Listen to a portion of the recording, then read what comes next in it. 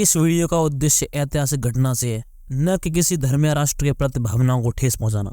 किसी भी धर्म या राष्ट्र के प्रति पक्षपात के लिए इस वीडियो का उद्देश्य बिल्कुल नहीं है। धारा 370 इन जम्मू एंड कश्मीर। आखिर क्या थी धारा 370 जो कई वर्षों तक भारत और पाकिस्तान के मध्य विवाद का कारण बनी रही? जानने के लिए बने रहिए इस वीडियो के अंत तक।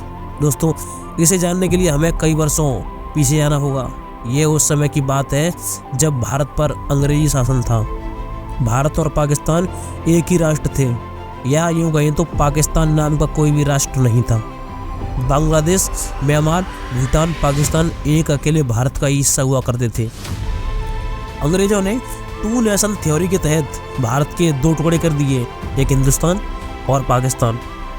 पाकिस्तान की बहुत इच्छा थी कि जम्मू कश्मीर का विलीनीकरण पाकिस्तान में ही हो जाए, लेकिन हरि सिंह नाम के एक राजा जो थे वो चाहते थे कि जम्मू कश्मीर एक स्वतंत्र देश रहे। वो न हिंदुस्तान में विलीन होना चाहते थे न पाकिस्तान में। और तब पाकिस्तान ने एक खूनी खेल खेला। अक्टूबर 1947 में पाकिस्तान ने पठानी कबायलियों को जम्मू कश्मीर के विरुद्ध उकसाया। बात यहीं तक नहीं रुकी दोस्तों, इसने कश्मीरी पंडितों का कत्लेआम करवाया। ऐसे हालात देखकर राजा हरि सिंह ने नेहरू जी से कहा कि कृपा करके आप कश्मीर को बचा लीजिए। मैं ऐसे हालात में चाहता हूँ कि कश्मीर का विलीनीकरण भारत में ही हो जाए। आप सेना भेजिए, रोकिए इसे। दोस्तों, लेकिन जब तक भारतीय सेना कश्मीर पहुंची बहुत देर हो चुकी थी। न जाने कितने कश्मीरी पंडितों का कत्लेआम हो चुका था। कश्मीर का एक तय हिस्सा पठानी कबायलियों ने अपने कब्जे में कर लिया था। इतना ही नहीं, अपनी इस हरकत के बाद भी, यानी इतने कत्ल करवाने के बाद भी पाकिस्तान बाज नहीं आया। उसने पठानी कबायलियों को भारतीय सेना से युद्ध के लिए प्रेरित किया, उन्हें युद्ध के लिए उकसाया। संयुक्त राष्ट्र सुरक्षा परिषद के 3 सदस्य आयोग की रिपोर्ट पर 13 अगस्त 1948 को पठानी कबायलियों और भारतीय सेना के मध्य युद्ध विराम घोषित हुआ और ये तय किया गया कि कश्मीरी समस्या का हल जनमत के आधार पर होगा।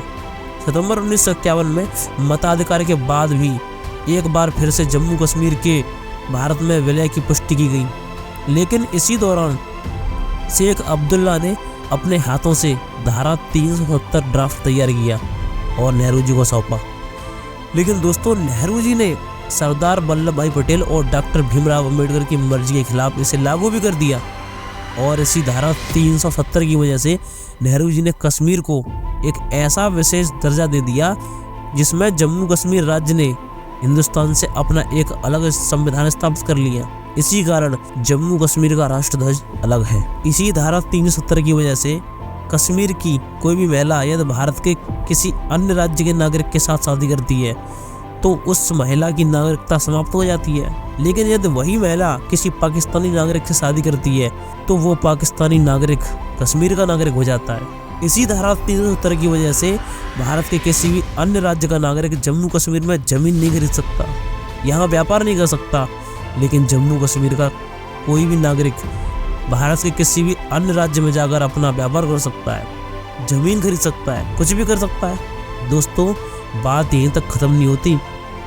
बिग लैंड एबोलिशन एक्ट क्या है पता है आपको? चलिए इससे भी थोड़ा आपको रूबरू करवाते हैं।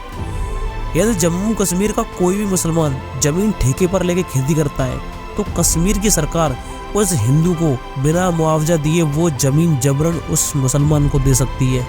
यह है बिग लैंड एबोलिशन एक्ट, यह है धारा 370। लेकिन घबराइए नहीं दोस्तों, जम्मू कश्मीर को अनुच्छेद 370 और 35A द्वारा दिए गए विशेष दर्जे को हटाने के लिए संसद ने 5 अगस्त 2019 को मंजूरी दे दी। जी हाँ, बिल्कुल सही सुना आपने। केंद्र सरकार ने 5 अगस्त 2019 को जम्मू कश्मीर से धारा 370 को खत्म कर दिया। इसे खत्म करने से होता यह है कि केंद्र सरकार के जितने भी कानून हैं वो अब इस क्षेत्र में लागू होते हैं। बाकी आप ही क्या राय है? वैसे वीडियो में दी गई जानकारी आपको कैसी लगी? कमेंट सेक्शन में रिप्लाई जरूर दीजिएगा। वीडियो पसंद आया तो चैनल को सब्सक्राइब और लाइक शेयर कमेंट करना न भूलें। वीडियो के अंत तक रहने के लिए आपको दिल से धन्यवाद। मिलते हैं अगले एक और शानदार टॉपिक के साथ।